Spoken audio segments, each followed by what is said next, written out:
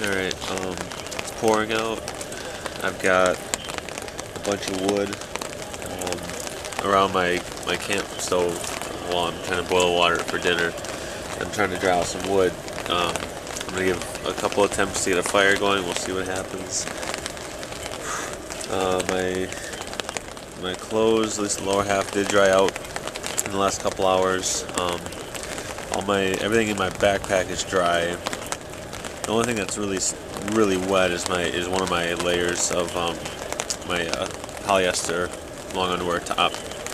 But I usually wear 2 layers of long underwear, top and bottom, when I sleep at night to stay warm enough. So, weather's not going to get any better.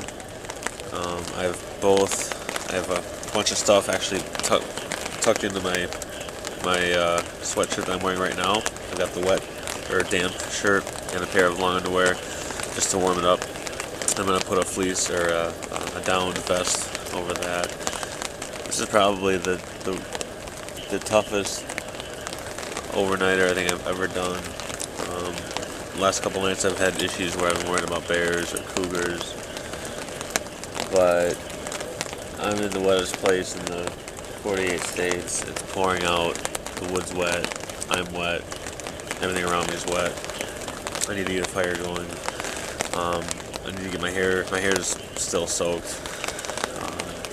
It's probably about maybe almost 9 o'clock, so about 11 o'clock Milwaukee time.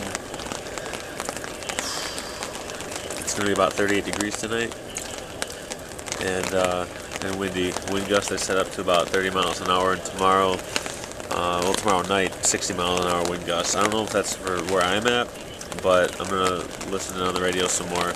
I might be heading back to Seattle tomorrow after tonight, so we'll see. Alright, that's it. Good night.